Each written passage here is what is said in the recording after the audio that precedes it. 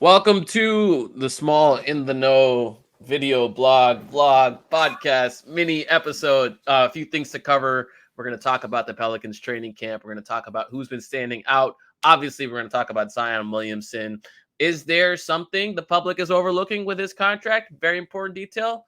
Who else signed a contract? All that and more for this show.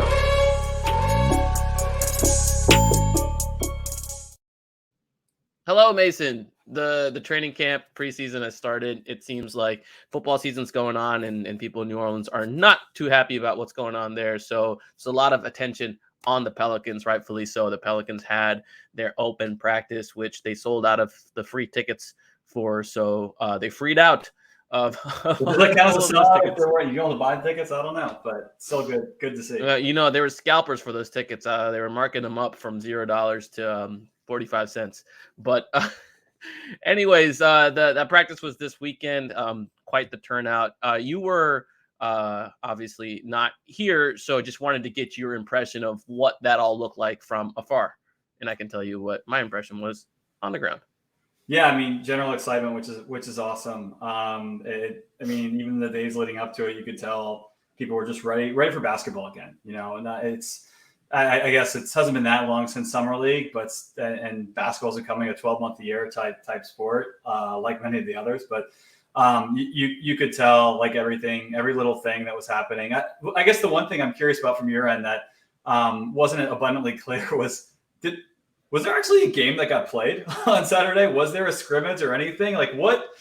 I feel like people were just like, I was just checking Twitter routinely, like trying to see if anything cool went on, but I didn't get the impression that they actually scrimmaged or anything like that. So like what happened on the court besides that rookie eating contest or anything like that? The Glizzy Gladiator contest? Yeah, whatever it was. As far as the practice goes, that was perhaps one of the most boring things I've ever seen in my life. And you've been to a bunch of the practices too, even like the ones where the fans are not in attendance. Just so that was about 20 minutes of layup lines and calisthenics, and then a bunch of autograph signing and obviously stuff for the fans. It seems like it was just an added rest day. And Brandon Ingram and CJ didn't even participate in that because I think Brandon Ingram has some soreness with his toe, and CJ had some soreness with his ankle. And yeah, there was no scrimmage that happened, no live gameplay, no contest. It was have you seen layup lines, 3-man weaves, and some 3-point shooting. Have you seen Dodgeball, the movie? Yes. Okay. So do you remember they play that team that's just breakdancing and isn't actually playing dodgeball? That's kind of what I thought about when I saw what was going on. It's like, oh, they're not actually playing basketball. Everyone's came to see them play basketball, and they weren't actually playing basketball. So I will say, I think in the grand scheme of things, it's really not that important that they didn't scrimmage because it's way more important that they're healthy for the regular season.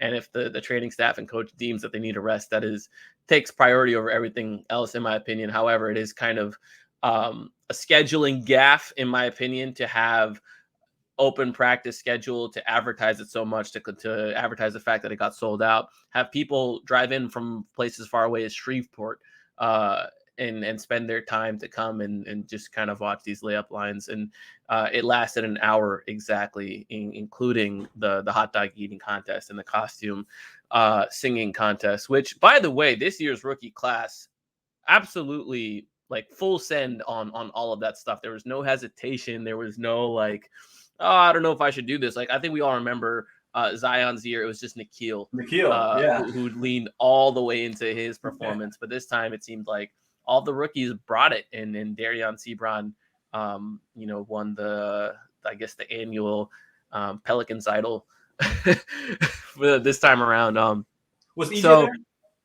Well, EJ was not there. So EJ was also not made available at media day because he's technically not under contract. So only players under contract are here. So that's what happened. Other than that, there was some feats of athleticism displayed in those layup lines. Zion obviously dunking some stuff, Jackson dunking some stuff, Trey dunking some stuff. There was a really cool Dyson Daniels dunk that he just like went up with like behind his back, and it was like a tip dunk that was like backwards, and it's an impressive display of athleticism, and even the coaches were surprised on that one. When he did that, there was like the assistant coaches were watching. They're like, "Did you see what Dyson just did?" And like, crazy. So it seemed just glorified layup lines. That's what it was. Other than that, I think the important thing is everyone was having fun. Earlier that day, it was announced that Larry Nance Jr. signed his extension, and he was made available to the media to do his interview after that practice. And Brandon Ingram and Zion Williamson joined him in that interview. He signed for two years, and I believe the number was $22 million. I think it was 21 and change. Yeah, something like that. Yeah. Thoughts on that extension? I feel like that was seemed like the most predictable one, whereas like CJ, you didn't exactly know where it was going to land from a dollar amount. Larry Nance, I feel like that's always been kind of the expectation in a couple of years, 10 to 12 million per year. But it's very fair to me. I think the biggest follow-up is what it means for another big man on the Pelicans roster. Because it seems like they're pretty set there now. You've got your front court for the next a year or so at least. I mean, obviously the Jonas question comes up a little sooner than the others, but I mean, I'm happy with it. Seems like Larry Nance has had some injury trouble. So that's always something you have to consider with him. He has not been the healthiest player, but finished out the season really strong for New Orleans. And, I'm sure the team's got confidence that he can, stay on the floor more. And if he does, if he plays most of the next couple of seasons, like that's a win. That's a good value contract there, especially with the way the cap's going in the next couple of years. Yeah, I think the biggest danger for the Pelicans was to lock themselves into 4 years, which they did not do. Fair value right along the lines of Maxi Kleber, especially if you look at what Steven Adams extended for. Slightly more than Larry, and I think Larry's going to be a more useful player. But, the Pelicans have the vast majority of their core locked down. You mentioned another big man eligible for extension, Jackson Hayes, still has not secured one. He has until the regular season tips off to secure that extension. Otherwise, they will be heading into restricted free agency if he stays on the roster, or if not, in a trade. So that is where the contract stuff lies. There was one super important contract detail. I think perhaps one of the most important details for the offseason.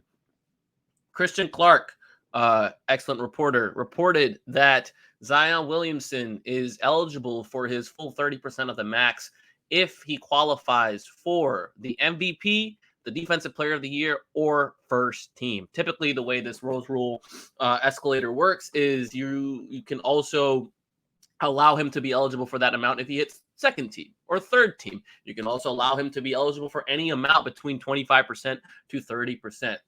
Christian Clark reported that he's only eligible for that 30% if he hits first team, MVP, or Defensive Player of the Year.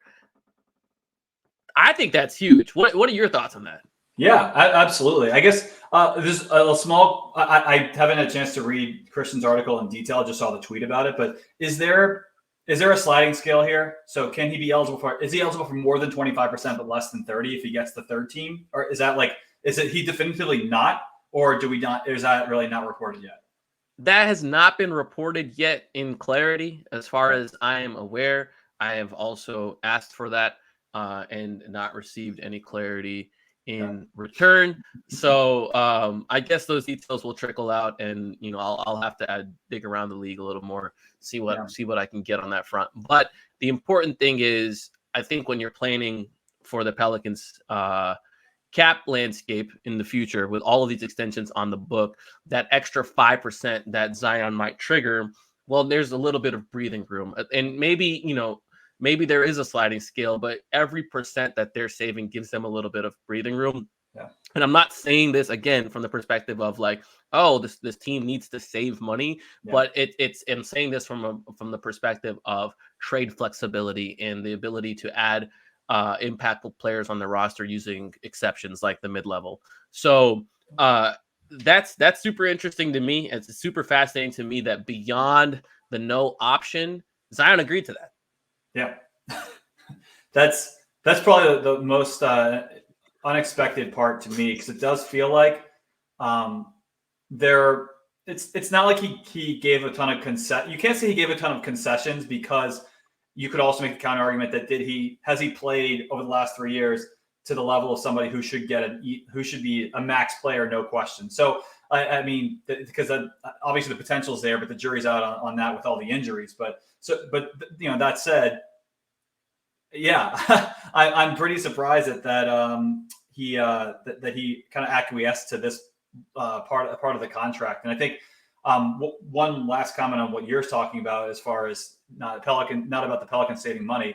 The ultimate ceiling too is the hard cap, right? And so the hard cap only gets triggered in certain scenarios. But I think even regardless of tax penalties or things like that, if you assume the Pelicans will pay the tax when they, if and when they get to that contender level, there are mechanisms to help them put the best team on the floor that would also trigger a hard cap. And so anything you can do to stay away from that, I think is helpful, regardless of how much money you're paying everyone on the team. So important distinction there. It's not just about the whether or not they're going to get the tax. It's all about can you create as many opportunities as possible to create the best roster you can.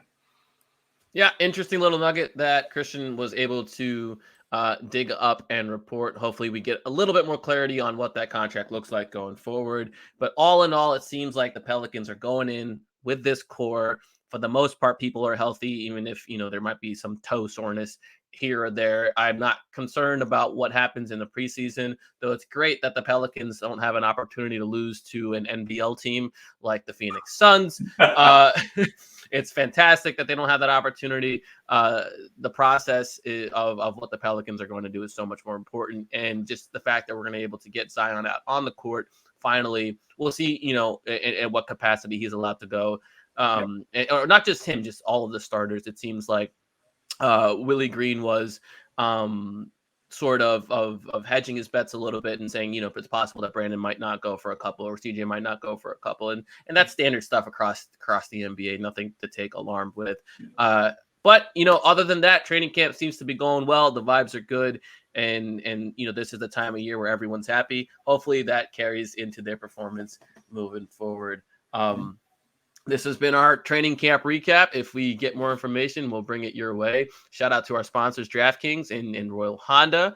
And if you are a DraftKings fanatic, the NFL is clearly on. Like, me, I love football. And DraftKings Sportsbook is the official sports betting partner of the NFL. So if you bet $5 on any NFL team and use our promo code BOOT, you can get up to $200 in free bets. So just download the DraftKings Sportsbook now. Use our promo code BOOT, boot. You get $200 in free bets if your team wins. So, do some football bets. I'm going to do some. Minimum age and eligibility restrictions apply. And if you or someone has a gambling problem, crisis counseling and referral services can be accessed by calling 1-800-GAMBLER. That's 1-800-426-2537. So thank you, DraftKings, and go play some football bets, folks.